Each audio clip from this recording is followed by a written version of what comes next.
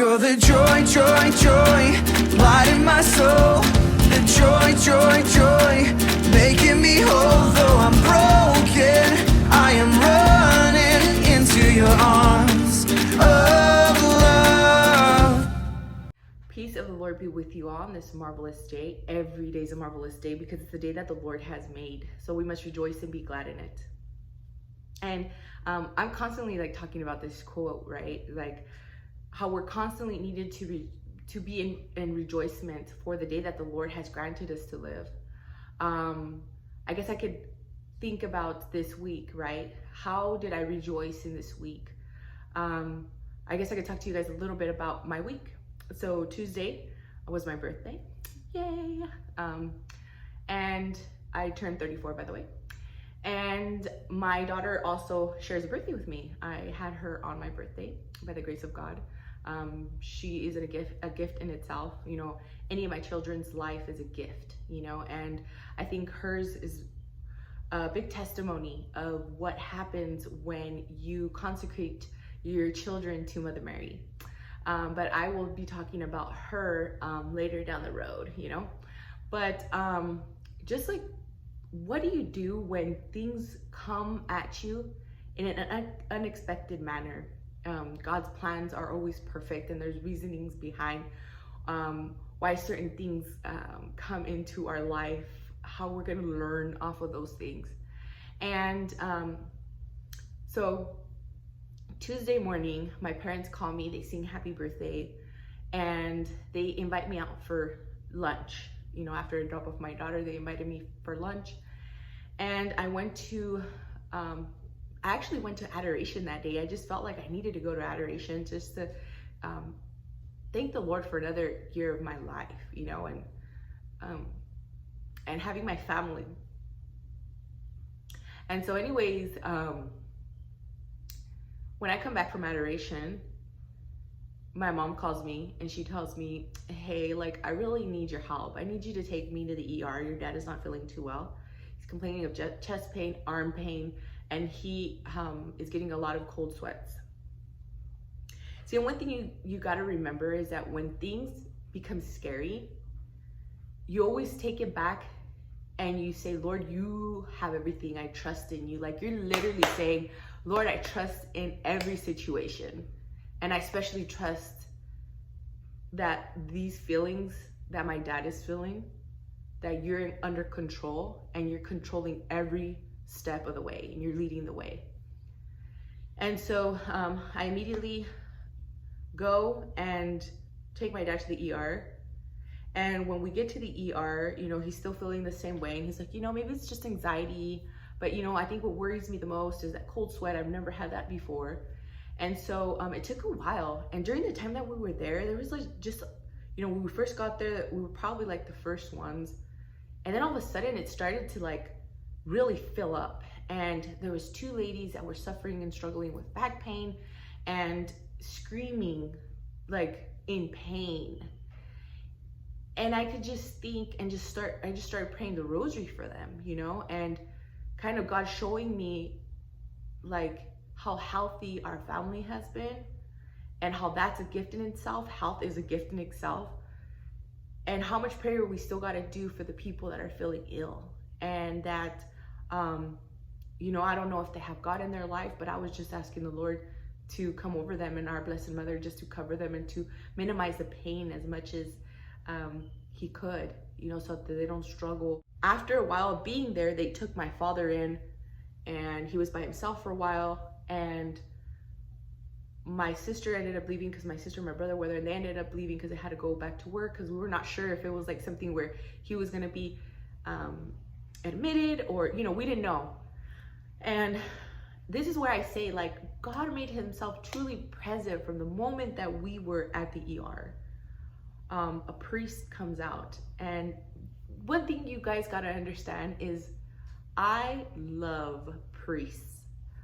And I love priests because they sedate my soul. They feed my soul. They are the ones that have the ability to consecrate. And without our priest, we wouldn't have that nourishment, that spiritual nourishment that really gets us going to continue our week. And so I get excited when I see a priest. Like, I'm just like, oh, there he, okay, I'm gonna say a prayer for him. Or, you know, just whatever crosses my mind in that moment. But just like, he comes out and I nudge my mom and like, oh, there's a priest right there. And I could see that he was looking for somebody. And it was so funny because I thought in my mind, what if he's looking for us, you know? And so he comes and he starts saying, like, but he almost knew that it was us because he was looking at us when he was saying this. He called out our name. And then we were like, oh, right here. And then I was like, okay, Father, why are you here? Like, you know, what's going on, you know? And so I kind of started laughing and he was like, oh, no, I just spoke to your dad. He told me that you needed confession. Oh, I was like, yes. Like, one thing you guys got to understand is that day we were going to serve at a healing mass. And we needed to go to confession because when you serve, you got to be right with the Lord. Your spirituality, your spirit has to be right with the Lord, because that way there's no entryway for the enemy to come in and just make a house there, you know, and be comfortable in there. So you got to be clean, you know. And my mom and I were worried about that. Like, we're not gonna be able to go to confession. Not that we don't want to be here, but you know, like, you're not sure of what's gonna happen next. And so when I went to confession, I just started thinking when I went out was that God could have like, not only did he give me my daughter on my birthday, but one of the greatest gifts that he can give us is the gift of reconciliation with him. And I think that's one of the biggest things that I saw for my birthday was the gift of reconciliation with my papa's heart, you know, with my Abba. Like, it was just something so great. And from that moment, I understood that God was gonna walk with us through this whole situation. And so, and just a sense of like awe, because one thing is that my dad had not gone to mass.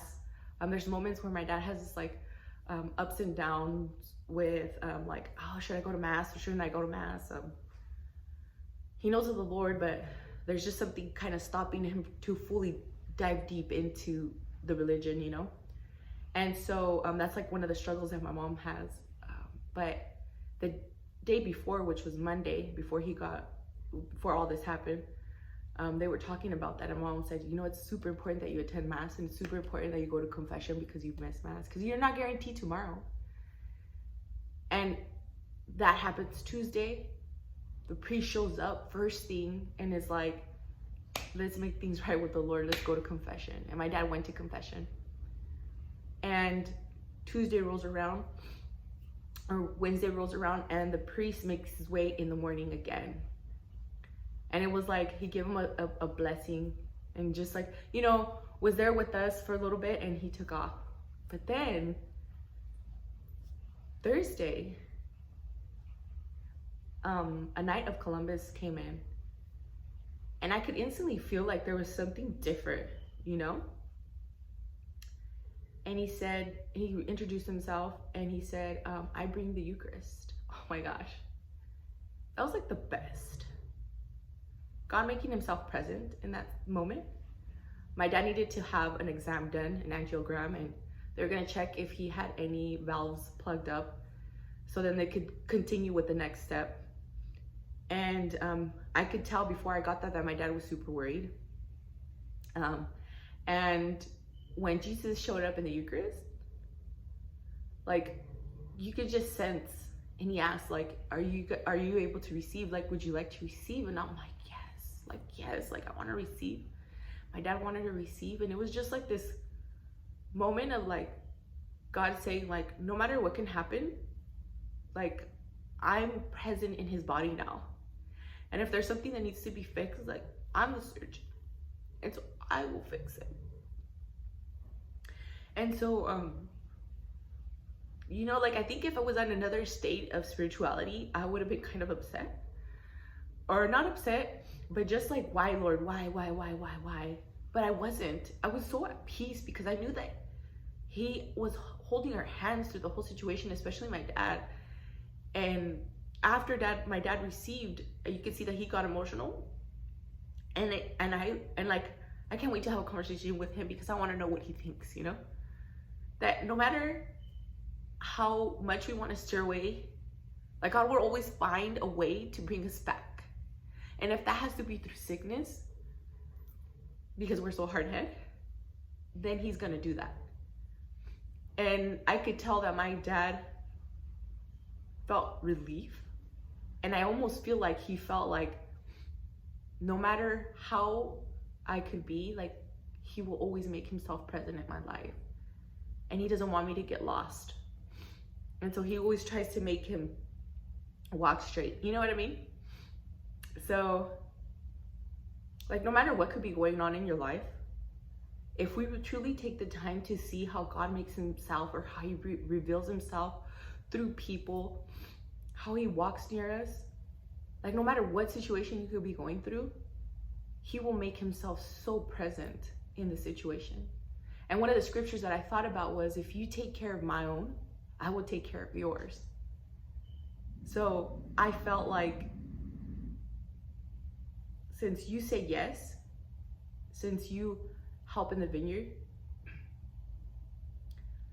I'm gonna be with you through this whole situation. Just keep your trust and your eyes focused on me. And I could truly see now, you know, like the whole time I saw his hand. And after that angiogram, my dad didn't have any valves plugged, but his heart rate is still